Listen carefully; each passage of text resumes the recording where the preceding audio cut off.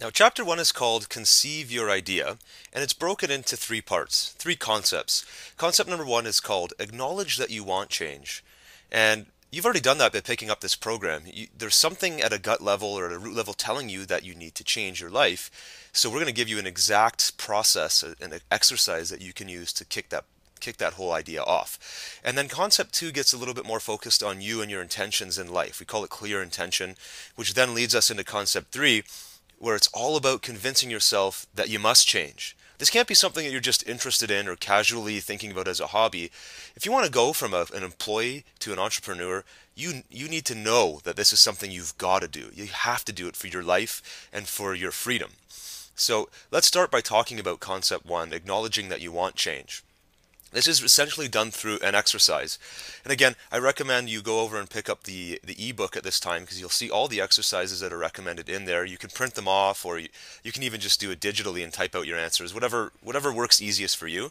The key is to just do this stuff and see where your head's at in the end. Now, the whole idea of acknowledge that you want change is really taking a look at your life today. And this exercise forces you to look at your current job and your level of happiness with it, and then a little bit of history on yourself. How did you get into what you're doing today? And was it based on like for me, was it based on some assumptions of this is what you have to do to get a secure job and a career, or did you get into this line of work because you were passionate about it at the time and maybe things have changed?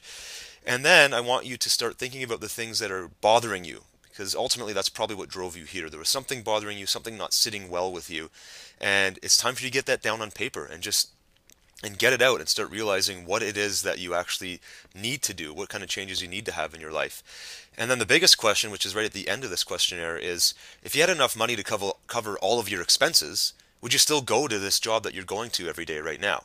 And if the answer is no, then why is it no? Because that's going to give you a huge reality check. This exercise in itself is a reality check of where your head is at today. And a lot of people are maybe afraid to admit these things to themselves or just never think that they should do it. Well, you're going to do that right now. And by the end of this exercise, I think you're going to move it into an entirely new frame of mind that's going to well prepare you for what we're about to do next in the second concept. So the second concept, clear intention, is where you get to talk about things that you want, things that you're passionate about. And these are really important topics because if you want to build a business and if you want to become a full-time entrepreneur, you better make sure that you're doing things that are in line with your passions and that will keep you inspired and motivated over the long haul. And we're going to get into why this is so important as you go through some of the rest of the exercises. But in the second concept, we're basically going to be going through three exercises. There's a passions exercise, a wants and don't wants exercise, as well as an ideal vision exercise. And you'll see in just a moment why they're so important. And it's actually quite an exciting thing to do when you sit down and put pen to paper, because you learn a lot of really interesting things about yourself. So let's quickly talk about the passions exercise. Now, most people have wired into them different things that they like to do, different things that they enjoy, and no two people are the same. If you were to ask somebody to list all the different things that they're passionate about and rank them, no, I'd venture to say that most people would not have the same list. It'd be hard pressed to find two people with the exact same list. Everybody has things that they find interesting. One of my business partners, we get along really well. We have lots of things that we share in common, but he doesn't like sports at all, and I love sports. So there's an area where our passions don't align at all, but there's things that he's into that I'm not, and it's just that's how we work as people. But what's really cool about this exercise is you get a chance to sit down and actually acknowledge what you're passionate about. And I generally recommend that you sit back and relax and you think about all the different things that you do and things that you experience in your life where you find it really easy to get lost in the moment and time slips away and you could just sit there and do that thing all day long and it wouldn't really be an effort for you. In fact, you wish you could do it even longer. That's an ultimate passion. Some things will be stronger than others, and the key here is not to worry about ranking them, but as much as it is to just define the things that really get you going. So some of these things will be related to business. Other things might be related to how you spend your time with your family or physical activities you do, like sporting events, or maybe you really like to cook. So I want you to define that passion in part A, and then in part B, describe your ultimate experience with the passion. right? As an example, you might be a huge fan of baseball, and your ultimate experience might be to be the person out on the field, throwing the pitches, being the pitcher, and playing defense. Another person might say, I love baseball, but I like being the hitter and hitting home runs. Whereas another person might really like baseball from a coaching perspective. They like being the coach and firing their team up and motivating them for the next game. So it's very important to understand what your best experience with that passion is. And you're going to use that information moving forward when it comes time to start defining some of your business objectives. The next section is called the wants, don't wants exercise. And this is something that not a lot of people do, at least part of it anyways. Knowing what you don't want is probably pretty common, actually, when you think about it. We all have a pretty easy time complaining about the things we don't want in our lives. We don't want to have our bosses bothering us. We don't want to be in debt. All these different things that we don't want. It's pretty easy to complain about them because they're painful. It's the other side of this exercise that I often find a lot more interesting. What do you want? Do you know that it's actually okay for you to define the things that you want in life? I think a lot of people struggle with this because either some unseen or hidden belief in their subconscious is telling them that it's greedy or wrong or selfish to say that they want things and to acknowledge that they actually have wants. And it's one thing to have needs, like the need for shelter and clothing, all that, but it's okay to want things as well. To want to earn money, to want to do a job that you enjoy, to want to spend extra free time with your family. I don't care what it is, but acknowledging what you want is a big deal. And if you actually spend time to do this exercise in full, and that's what you're going to do right now, you're going to learn a lot about yourself. And so there's two parts to it. First, describe what you want and think about it at any level of life. Career, family, relationship, spirituality, doesn't matter. But take time to really define it at a core level. What do you want? And then, even more importantly, why do you want it? And why don't you want it if it's a don't want? Because this will actually give you a bigger insight into what the real driving force is behind you. So for example here, if we look at, let's use the don't want example. I do not want to work in a job that has no meaning for me. Why? Well, in this example here, I'm no longer willing to invest all this time doing something that drains and depresses me. I don't want to look back at the end of my life and be regretful that I didn't step out when I was young or when I had the time to do the things that I want. So you can see it's one thing to complain, it's another thing to quantify it and explain why it's important to eliminate, or if it's a want, why it's important to incorporate that into your life. And this is a huge step for your life. If you acknowledge what you want, and then why you want it, you're going to be very driven and much more clear and motivated as to why you want to start this business or anything else you happen to be doing as a result of this program. Then the third exercise in this concept is called ideal vision. And this is actually, again, like the previous exercise, something that very few people ever take the time to do.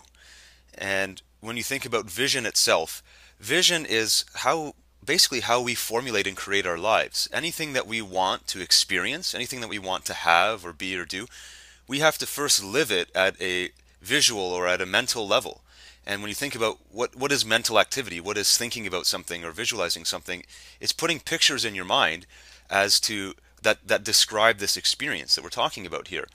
So the clearer you get and the better you can describe those pictures in your head, then the easier it will be to bring those pictures into reality.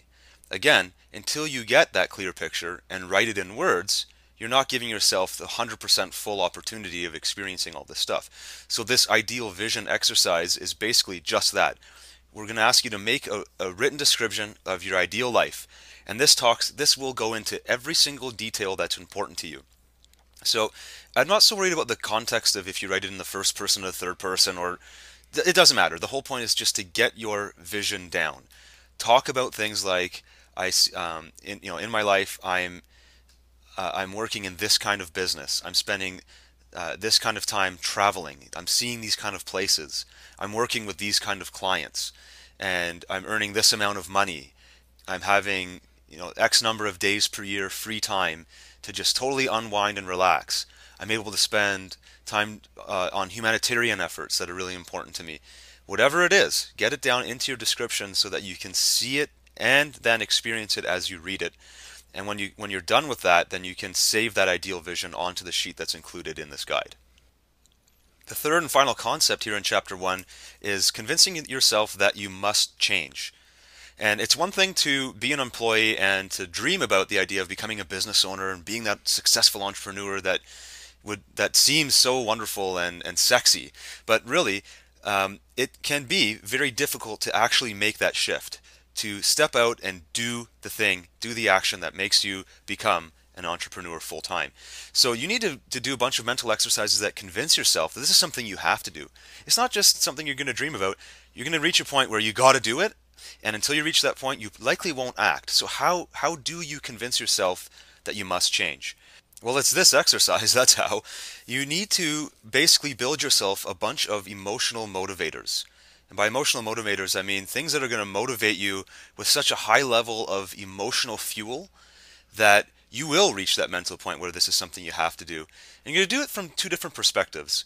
One is the idea of when I succeed, then, and you're going to list reasons that drive you at an emotional level to want to succeed, to want to become this business owner. So when I succeed, I'm going to feel such an overwhelming sense of happiness and pride and joy and accomplishment that I'm so glad, and I can't even imagine that I never would have taken this action. And there are a lot of positive motivators. But what's even more important is the second part of this exercise, where you start acknowledging all the things that if I don't succeed, then. And this is where you get into some real heavy stuff, because that's negative emotion. That's negative motivators, and as people, we are even more strongly motivated by things that we want to move away from, things that we want to avoid. We do not want to have to admit to the people in our lives who have doubted us that we couldn't do it. And so you're going to list all these things. If I don't succeed, then I'm proving all those other people who doubted me right, and I'd never ever want to do that. If I don't succeed, then I'm going to let myself down, and I don't want to look back and say that I gave up. So that could be your safety net against giving up. You just don't want to let yourself down.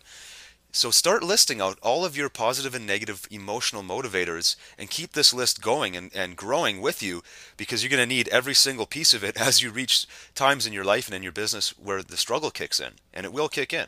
And I'm not trying to make this all negative, because a lot of it is going to be a positive and fun experience, but you need to have all of these tools, these motivators, as weaponry in your arsenal to keep you going, because I guarantee you're going to need it.